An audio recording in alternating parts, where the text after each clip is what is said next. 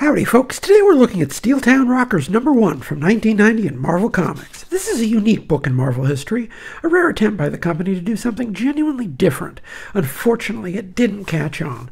I was paying a lot of attention to the racks at my local 7-Eleven at the time, and they couldn't move this book for love or money. That's a shame, but it's that very memory that pushed me to track the series down not that long ago. Sure enough, this is like nothing Marvel was doing at the time, and frankly, ever. It's a story about kids stuck growing up in a Midwest mill town after the mill closed, coming together to use their talent to try to make something better for themselves. Now, given what I said about the book not doing well, it's ludicrous to see in hindsight just how siloed the American market was, that a book like this found no purchase even in 1990. In any other medium, you could mention kids coming together to form a band as one of the most basic evergreen stories. But in 1990, comics was already too fractured to support a book aimed squarely at the general audience. This is as accessible as comics get, a story about real people in the real world, perhaps a belated attempt on Marvel's part to find some of the audience for these kinds of stories that had been exposed by what was already the enduring crossover success of Love and Rockets. Alas, Marvel, even as far back as 1990, didn't know how to sell comics to anyone who wasn't already buying Marvel Comics. Writer Elaine is one of the more intriguing figures from this era of comics, genuinely ahead of her time in many ways. This series deserves a lot more attention than it has ever received. So next week we'll look at issue #2 and spend more time on artist Leialoha's expressive contributions.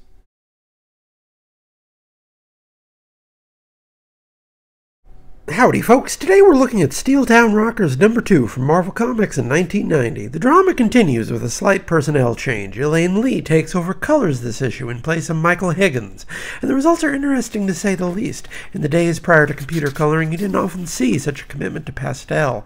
Add to that the occasional manual color hold, and the result is different from just about anything else from Marvel at the time. Steve Leialoha always manages to surprise me. As an inker, he can be precise and even technical, but as an artist in his own right, he's loose, expressive. In hindsight, his early work over Carmine Infantino seems to have really stuck and influenced his pencils. The elastic effect is similar to contemporary work from Kyle Baker. As for the story, well, the trials of our young garage band continue apace. They can't decide on a name, they can't find a satisfactory practice space, and they can't find a drummer who can commit to regular practice. In other words, this is the primal story of pretty much every high school band since the dawn of creation. You've got half a dozen musicians with different backgrounds. The guitarist thinks they need to learn some cover songs off Top 40, probably necessary if they ever want to make any gigs, sad to say, while the sax player keeps name-dropping Athens bands like the Coolies, admittedly not a band that gets name-dropped much today. The price of rehearsal space turns out to be getting a synth player with a chip on his shoulder. The sheer, numbing cavalcade of quotidian obstacles is familiar to anyone who knows anything about starting a band.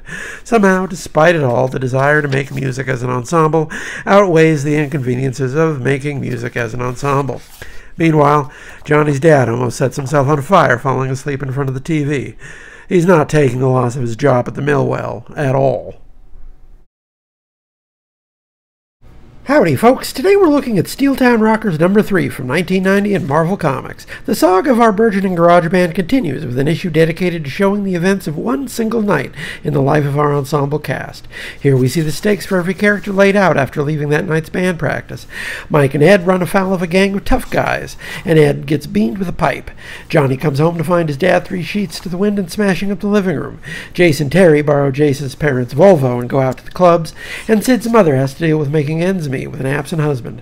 In almost every case, the story is the same. When the plant dries up and blows away, there's no work and no money.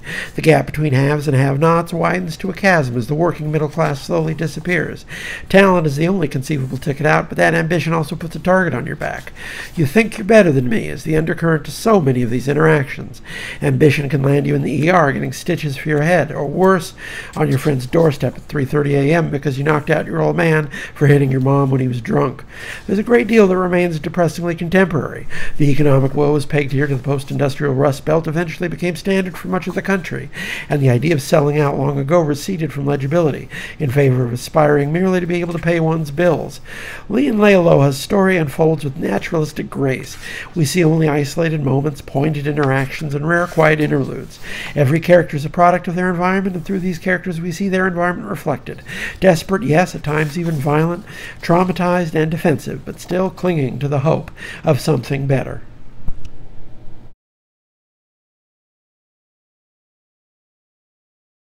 Howdy folks, today we're looking at Steeltown Rockers number 4 from 1990 in Marvel Comics. The saga continues as the group finally manages their first gig at the bowling alley where Sid's mother works. Of course, they almost don't make it. Johnny's dad, still soaking his troubles in alcohol, totals the family car without even leaving the garage, forcing them to make do with Jason's parents' Volvo. The excitement and nerves of that first gig dissipate fast in that cloud of anxiety. And all that before Adora shows up, because of course the band needs a singer, don't they?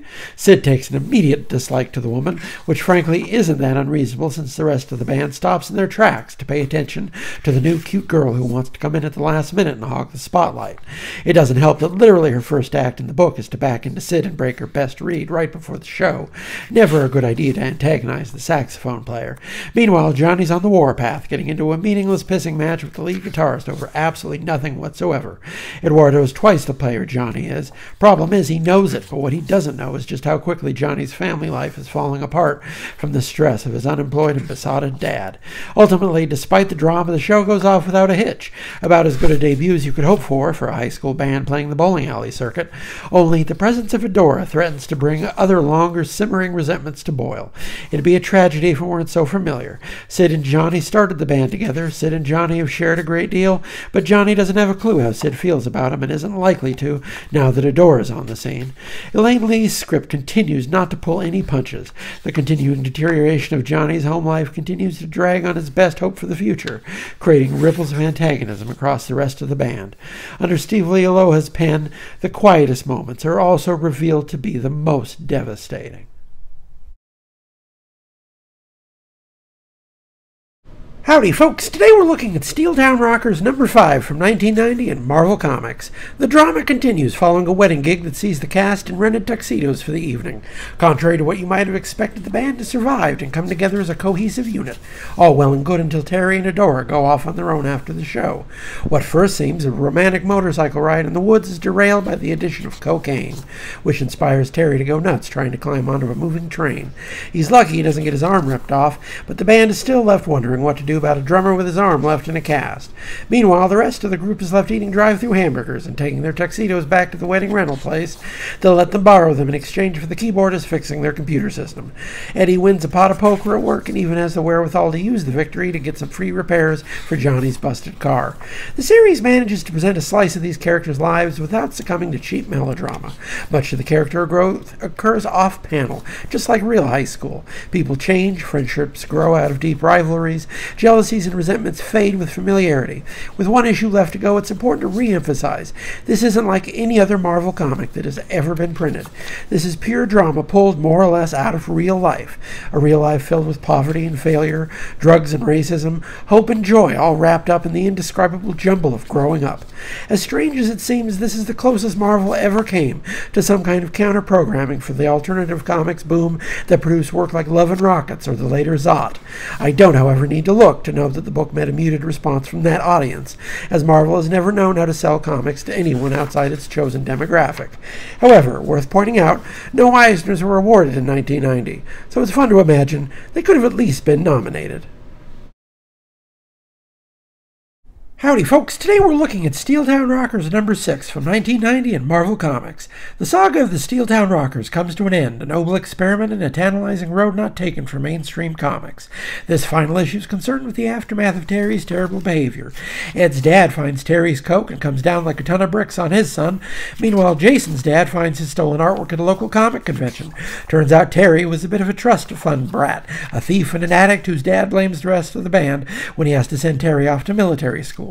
Of course, without a drummer, they're up the proverbial creek, until Johnny gets his bike stolen and the bicycle thief turns out to be a percussive prodigy.